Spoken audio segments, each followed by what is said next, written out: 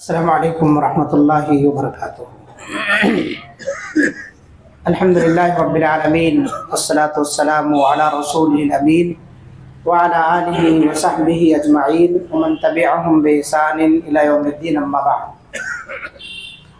Rabbi इश्रह ली सदरी व यस्सिर ली अमरी वहलुल उक़दतम मिन लिसानी यफ़क़हू क़ौली रब्बि ज़िदनी इल्मा अल्लाहुम्मा अन्फ़अना बिमा अल्लमतना व अल्लिमना मा यनफ़अुना वज़िदना इल्मन व अमलन, आमीन या रब्बल आलमीन।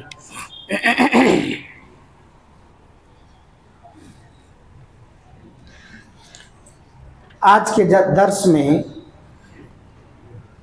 नमाज वाजिब होने की शर्तें क्या हैं, इस बात पर गुफ्तगू होगी कि वो कौन से शुरूत पाए जाएं तो एक मुसलमान पर या एक इंसान पर नमाज वाजिब हो जाती है, फ़र्ज़ हो जाती है। तो यहाँ एक लफ्ज़ इस्तेमाल किया गया है, शर्तें, शुरूत। शुरूत ये शर्त की जमा है और शर्त उस चीज़ को कहा जाता है जिसके ना पाए जाने की वजह से जिस चीज़ पर शर्त लगाई जा रही है, यानी मशरूत, वो भी ना पाई जाए लेकिन उसकी मौजूदगी से मशरूत का वजूद लाजिम ना आए। जैसे नमाज के लिए वज़ू शर्त है, जब तक आप वज़ू नहीं बनाएंगे तब तक आपकी नमाज दुरुस्त नहीं होगी। लेकिन ये कोई ज़रूरी नहीं है कि जब भी आप वज़ू बनाएं तो नमाज ही पढ़ें। जब भी आप वज़ू बनाएं तो नमाज ही पढ़ें, ये कोई ज़रूरी नहीं। तो कहा गया कि शर्त वो चीज़ है कि जिसके ना पाए जाने की वजह से जिस अमल के लिए शर्त लगाया जा रहा है वो अमल भी नहीं पाया जाएगा। लेकिन इस शर्त से ये शर्त लाजिम नहीं आती है कि आपने जब उस शर्त को अदा कर दिया है तो उससे मशरूत का लाजिम आना ज़रूरी है। मिसाल दी गई कि आपने नीयत कर लिया है कि मैं वज़ू करूँगा, नीयत किया है आपने वज़ू के लिए या नमाज के लिए, नीयत शर्त है। बिना नीयत के आप अमल करेंगे, नमाज पढ़ेंगे, वज़ू करेंगे तो आपकी नमाज दुरुस्त नहीं होगी, क्योंकि इन्नमल अमालु बिन्नियात, तमाम अमाल का दारो मदार नीयतों पर है। तो यह शर्त की तारीफ़ है, नमाज वाजिब होने की शर्त क्या है। तो पहले हम शर्त को समझ लें, उसके बाद वो चीज़ हमारे लिए आगे की चीज़ समझना आसान होगा।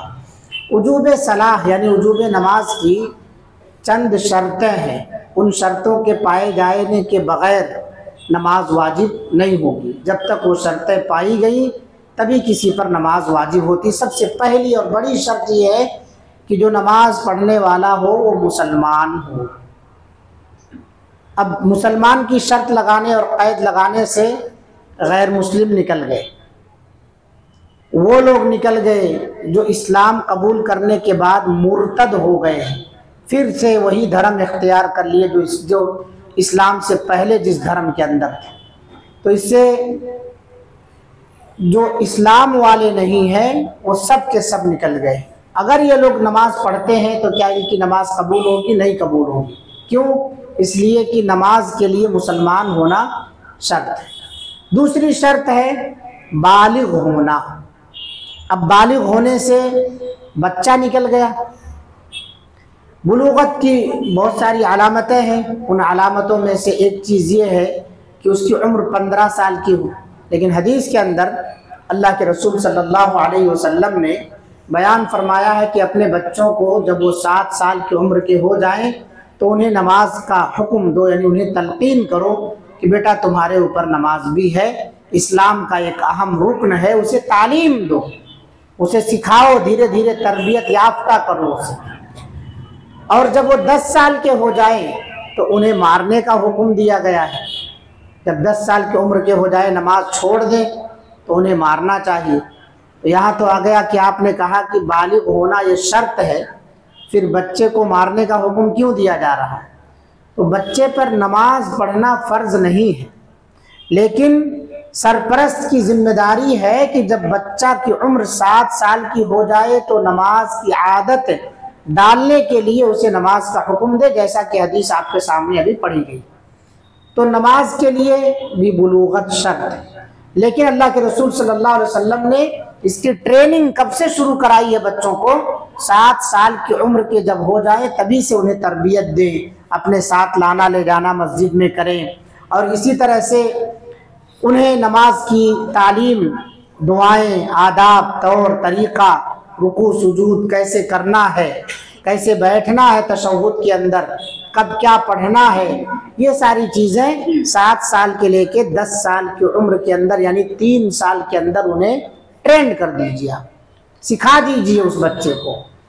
जब 10 साल का हो जाए और वो नमाज में सुस्ती करता है तो उसे मारने का हुक्म दिया अल्लाह के रसूल सल्लल्लाहु अलैहि वसल्लम ने।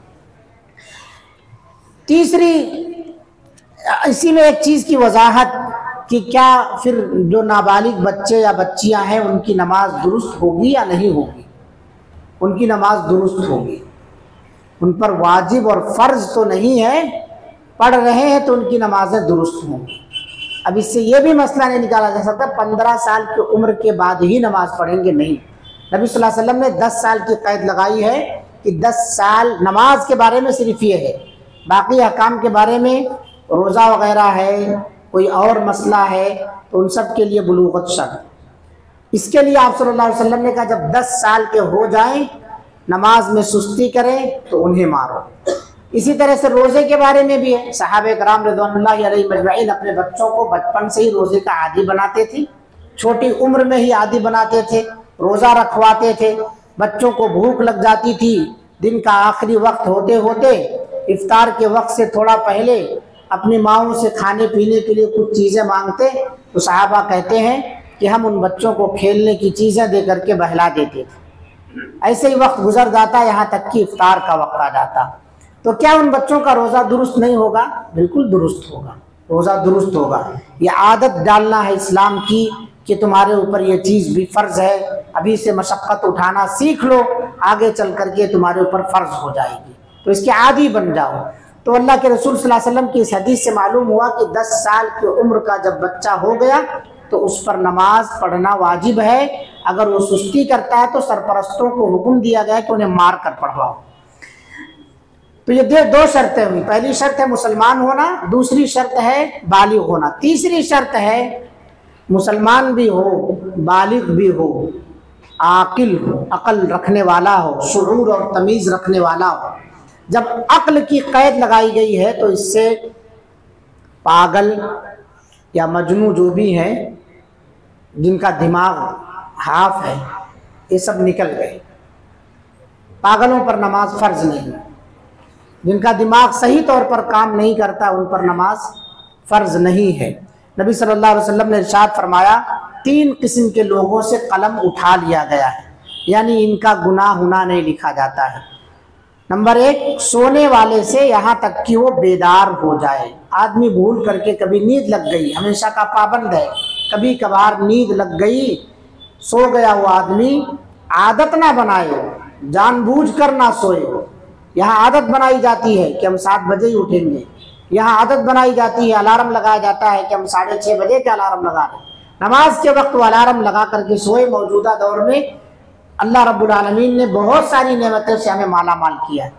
घर के अंदर हर फर्द के पास अब ऐसा दौर आ गया है, जितने बच्चे हैं सबकी अलग अलग मोबाइल है, सबकी अलग अलग मोबाइल है। मियाँ बीवी को छोड़ करके दूसरों के मोबाइलों में अलार्म बहुत कम लगा रहता है, क्योंकि ये दोनों जिम्मेदार हैं। बच्चों को स्कूल भेजना, मदरसे भेजना, उसके लिए उन्हें उठना ही है किसी भी सूरत में। ये भी अगर अलार्म लगाते हैं तो ये भी नमाज के बाद का अलार्म लगाते हैं, नमाज के वक्त का उससे पहले का नहीं लगाते। तो मौजूदा दौर में इसकी पाबंदी करना बहुत आसान है। फिर भी अगर कोई आदमी सो गया है तो अल्लाह के रसूल सल्लल्लाहु अलैहि वसल्लम ने हदीस में बयान फरमाया कि जब उसकी नींद बेदार हो तो फौरन नमाज पढ़े पहले। मन्नामा और नसिया, जो आदमी सो गया या भूल गया नमाज के वक्त, उसे याद ही नहीं रहा, अचानक देख रहा है घड़ी, अल्लाह अकबर 8:15 बजे जमात थी तो 8:30 हो गया, तो फौरन भागते हुए मस्जिद आ रहा है और आकर के वो नमाज पढ़े। भूल गया, किसी वजह से भूल चूक हो गई उससे, सो गया कोई आदमी, तो जब उसकी नींद खुल रही है, जब उसे याद आ रहा है, पहला काम उसे जो करना है वो छूटी हुई नमाज को अदा करना है। लेकिन देखा यह जाता है अगर नमाज छूट गई या सो गए तो फिर उस नमाज को मुसलमान अदा नहीं करते। अक्सरियत इस तरफ है, बहुत कम है अल्लाह के शुक्रगुजार बंदे जो छूटी हुई नमाजों को फिर मुकम्मल करते हैं। और उसके लिए ये कह के टाल दिया जाता है कि अगले दिन की नमाज का जब वक्त होगा तो उस वक्त में इसे अदा किया जाएगा। ऐसा कहीं भी नहीं। नबी सल्लल्लाहु अलैहि वसल्लम की हदीस से क्या मालूम, इदस्तयक़ज़, जब तुम में से कोई नींद से बेदार हो, है ना, या जिसे याद आ जाए, और ज़करा, फौरन उसे चाहिए कि पहला काम नमाज पढ़ करके अदा करे, क्योंकि यही उसका कफ़ारा है। ये उसमें देर नहीं करना, ताख़ीर नहीं करना। हज़रत उमर फ़ारूक रज़ियल्लाहु अन्हु को जब फिरोज मजूसी ने छुरी मार दी पेट के अंदर, और जिस जख्म की ताब ना ला करके हज़रत उमर फ़ारूक रज़ियल्लाहु अन्हु उसके चंद दिन के बाद शहीद हो गए, तो उन पर खून ज़्यादा चले जाने की वजह से, गिर जाने की वजह से गशी तारी हो गई, बेहोश हो गए। होश में आते ही सहाबे कराम ने उन्हें वज़ू कराया और वज़ू करा के सबसे पहले उनकी नमाज मुकम्मल करवाई जो नमाज छूटी थी। यानी फजर की नमाज में ही मसला पेश आया था, मुसल्ले पर वो खड़े होने जा रहे थे कि पीछे से वो पढ़ा ही रहे थे नमाज, पीछे से मार दिया गया, बाकी नमाज दूसरे सहाबी ने मुकम्मल कराई। तो हज़रत उमर फ़ारूक रज़ियल्लाहु अन्हु की नमाज सबसे पहले मुकम्मल कराई गई। इससे मसला मालूम होता है कि छूटी हुई नमाज को सबसे पहले आप अदा करो, सारे कामों को छोड़ करके पहले उस नमाज को अदा करो।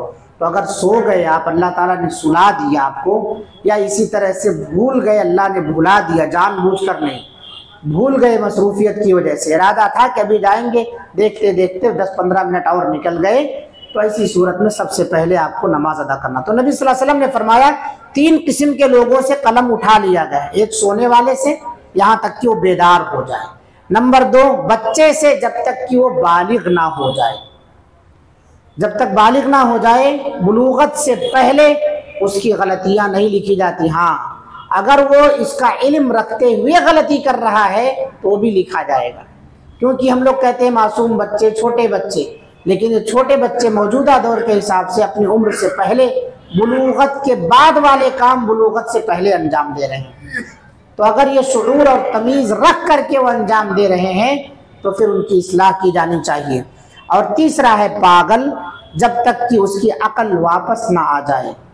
इलाज मुआलजे के बाद अगर उसकी अक्ल वापस आ गई है तो उसके ऊपर शरीयत के तमाम फ़राइज़ आयद होंगे और उसे अदा करना होगा। तो ये आज के दर्स में नमाज के वाजिब होने की शर्तें, मोटी मोटी 3 शर्तें बताई गई हैं। सबसे पहली शर्त है नमाज पढ़ने वाला मुसलमान हो, दूसरी शर्त है कि वो बालिग हो, तीसरी शर्त ये है कि वो सेहतमंद हो, अक्ल रखने वाला हो। यानी बीमार पर भी नमाज फर्ज माफ़ नहीं है, सेहतमंद से मुराद उसकी अक्ल दुरुस्त हो, सही अक्ल रखने वाला हो, पागल ना हो। यानी उसे कितनी नमाज रकात पढ़ी है, हमेशा भूलने वाली आदत है, या नमाज के अंदर ही में इधर उधर दूसरी हरकत कर रहा है, आधी नमाज छोड़ के बाहर चला गया, मैं किस काम को अंजाम दे रहा हूँ, कनेक्शन थोड़ा सा जुड़ा था तब तक याद था, जैसे कनेक्शन लूज हुआ फौरन भूल गया वो कि मैं क्या कर रहा हूँ, मुझे क्या करना था, तो इसको पागल कहा जाता है। लिहाजा इससे शरीयत ने हर चीज़ को मुआफ़ कर रखा है। ये 3 लोग हैं जिनसे कलम उठा लिया गया है। वो है एक सो जाने वाला शख्स जब तक कि वो बेदार ना हो जाए, और दूसरा बच्चा है जब तक कि वो बालिग ना हो जाए, तीसरा पागल जब तक कि उसकी अक्ल वापस ना आ जाए। तो हमें इन शर्तों से ये बात मालूम हुई कि बहुत सारे हमारे भाई हैं जो इस्लाम नहीं ला करके नमाज की पाबंदी करते छुपे तौर पर। उसकी वजह क्या है? बहुत सारे इसके तिब्बी फ़ायदे हैं नमाज के। जैसे आप सजदे की हालत में जाते हैं, रुकू की हालत में रहते हैं, तो इसके अंदर दिमाग में आपके खून आता है, सजदे में रीढ़ की हड्डी पर खून वापस लौटता है, दौड़ता है। इसी तरह से जो तशहुद में बैठते हैं, जो बैठक है, एक तरह से घुटनों की आपके एक्सरसाइज है। अगर सही तरीके पर आप बैठ रहे हैं, रुकू कर रहे हैं, तो पीठ की हड्डियों की, रीढ़ की हड्डियों की एक्सरसाइज हो जा रही है। तो ये सारी चीज़ें सोच के वो नमाज पढ़ते हैं। एक फ़ायदा। और धीरे धीरे उससे मोहब्बत हो जाती है। तो कई लोग कहते हैं कि हम हर साल रमज़ान में 5 वक्त की नमाज़ पढ़ते हैं, रोज़ा भी रखते हैं बहुत सारे लोग, तो क्या उनकी ये नमाज, उनका ये रोज़ा कबूल हो जाएगा? मुसलमान होना शर्त है, मुसलमान होना शर्त है, तभी ये सारी चीज़ें अल्लाह रब्बुल आलमीन की बारगाह में कबूल होंगी, वरना फिर वो काबिल कबूल नहीं है, सिर्फ दिल की तसल्ली है। इसलिए हमें ऐसे लोगों के लिए हिदायत की दुआ करनी चाहिए कि अल्लाह रब्बुल आलमीन इन्हें दीन की सही समझ अता फरमा दे और इस्लाम की दौलत से माला माल कर दे। अल्लाह ताला से ये भी दुआ करे कि अल्लाह ताला हमें नमाज के जो शराइत है उन शराइत पर मुकम्मल खरा उतरने की तौफीक अता फरमा और उसको सही तौर पर अदा करने की तौफीक अता फरमा। नमाज के अहकाम मसाइल सीख करके अपनी नमाजों को दुरुस्त अंदाज में अंजाम देने की तौफीक अता फरमा। आमीन। व आखिरु दअवाना अल्हम्दुलिल्लाहि रब्बिल आलमीन। अस्सलामु अलैकुम व रहमतुल्लाहि व बरकातुहू। सुब्हानकल्लाहुम्मा व बिहम्दिका अशहदु अन ला इलाहा इल्ला अंता अस्तगफिरुका व अतूबु इलैक।